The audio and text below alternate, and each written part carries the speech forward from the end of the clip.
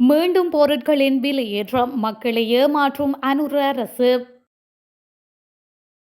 தேசபந்து தொடர்பில் நீதிமன்றம் பிறப்பித்த அதிரடி உத்தரவு. பால் தேநீரின் விலையை அதிகரிக்க தீர்மானம்.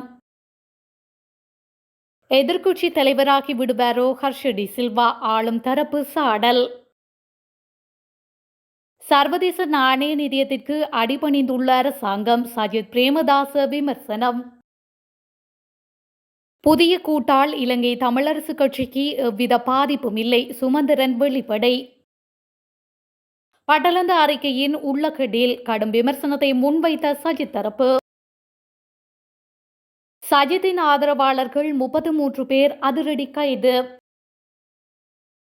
இறக்குமதி செய்யப்பட்ட வாகனங்கள் அடுத்த வாரம் முதல் இலங்கை சந்தையில், வெளியான புதிய தகவல்.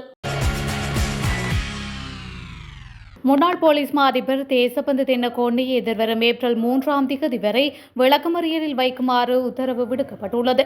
மாத்தறை நீதவான் நீதிமன்றம் இன்று இந்த உத்தரவை பிறப்பித்துள்ளது. மேலும் தேசபந்து தலைமறைவாகி இருந்த காலப்பகுதியில் உதவிய அனைவரையும் கைது செய்யுமாறு உத்தரவு பிறப்பிக்கப்பட்டுள்ளதுடன், இந்த காலப்பகுதியில் பயன்படுத்திய அனைத்து இலத்திரனியல் உபகரணங்களையும் குற்றப்புலனாய்வு திணைக்களத்திடம் கையளிக்குமாறும் உத்தரவிடப்பட்டுள்ளது. அதனோடு தேசபந்து தென்னகோனுடைய பாதுகாப்பை உறுதிப்படுத்துமாறு மாத்தறை சிறை அத்தீட்சகருக்கு ஒரு உத்தரவும் பிறப்பிக்கப்பட்டுள்ளது. பால் தேநீரின் விலையை நிச்சயமாக அதிகரிக்க வேண்டியிருக்கும் என அகில இலங்கை உணவகம் மற்றும் உணவக உரிமையாளர்கள் சங்க தலைவர் ஹர்ஷன ருஷான் தெரிவித்துள்ளார்.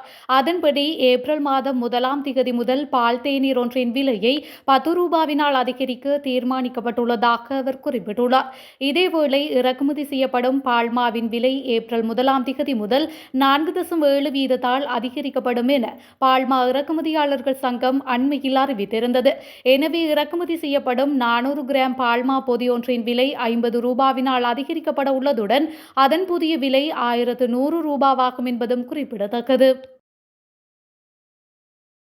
பட்டளந்த சித்திரவதை புரிந்தவருக்கு தண்டனை வழங்கப்படுமா என்பதில் சந்தேகம் நிலவுவதாகவும், ஏனெனில் சிறந்த டீல் ஒன்று இதற்குள் உள்ளது எனவும் ஐக்கிய மக்கள் சக்தி உறுப்பினர் SM மெரிக்கார் தெரிவித்துள்ளார். பட்டளந்த தொடர்பில் நாடாளுமன்றில் மேலும் கருத்து தெரிவித்த மெரிக்கார், 1998 ஆணைக்குழு அறிக்கை வந்தது. அதன் பின்னர் 2004 சந்திரிகாவுடன் இணைந்து அரசாங்கம் அமைத்தனர். அத்துடன் மஹிந்த ராஜபக்ஷவுடன் 2005 உடன்படிக்கை செய்தனர். அப்போதும் அதற்கான கோரிக்கை முன்வைக்கப்படவில்லை. 2010 ஜனாதிபதி தேர்தல் பொன்சேகாவுக்கு ஆதரவளித்த போதும் 2015 நல்லாட்சி அரசாங்கத்தின் போது திருட்டுத்தனமாகவேனும் அது பற்றி கூறவில்லை. 25 வருடங்களாக இருட்டு அறையில் இருந்த அறிக்கையை வெளியில் எடுப்பதற்கு அல் ஜசீராவால் தகவல் வெளியான பின்னரே இப்போது அறிக்கையை சபையில் சமர்ப்பிக்க நடவடிக்கை எடுத்துள்ளனர்.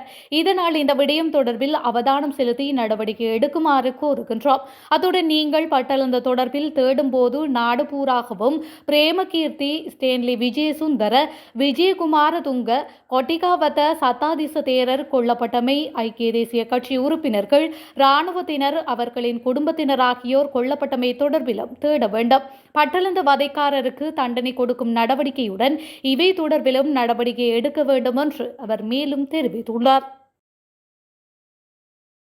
தற்போதைய தேசிய மக்கள் சக்தி அரசாங்கம் சர்வதேச நாணய நிதியத்திற்கு முற்றாக அடிபணிந்துள்ளதாக சஜித் பிரேமதாச விமர்சித்துள்ளார்.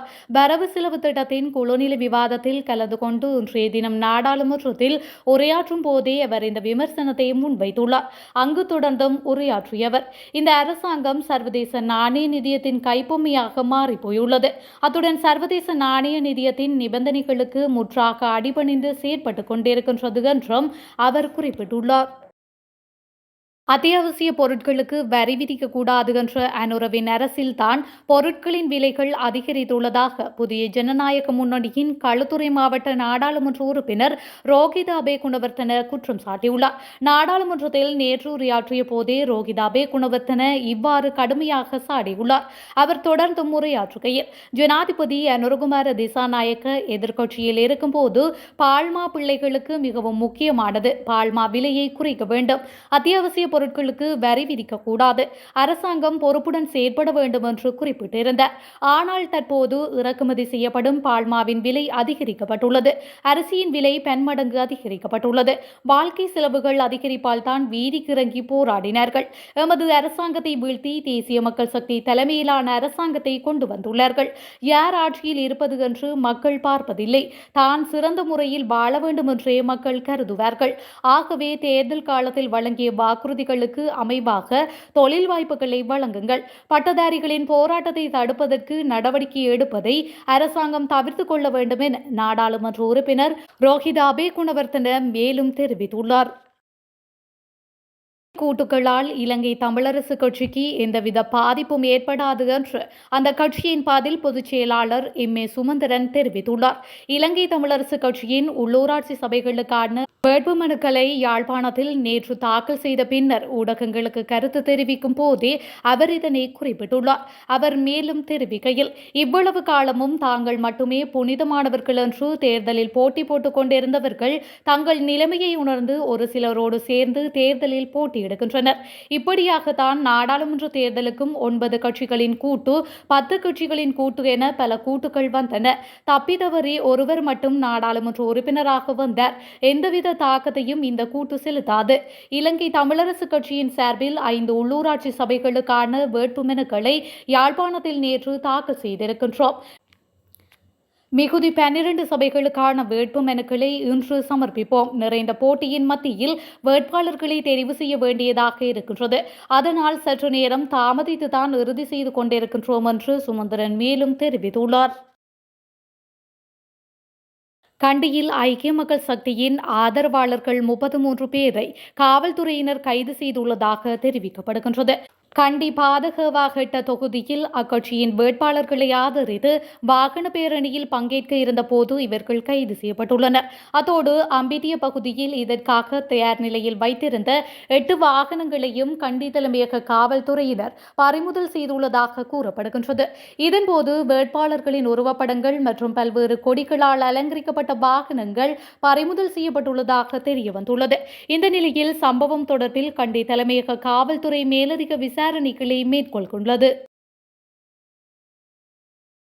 ஹர்ஷடி சில்வா இல்லை என்றால் எதிர்க்கட்சி இல்லை போல தெரிகின்றது என்றும், போகும் போக்கை பார்த்தால் ஹர்ஷடி சில்வா எதிர்க்கட்சி தலைவராகி விடுவாரோ தெரியாது எனவும் உணவு பாதுகாப்பு மற்றும் கூட்டுறவு அபிவிருத்தி அமைச்சர் வசந்த சமரசிங்க தெரிவித்துள்ளார்.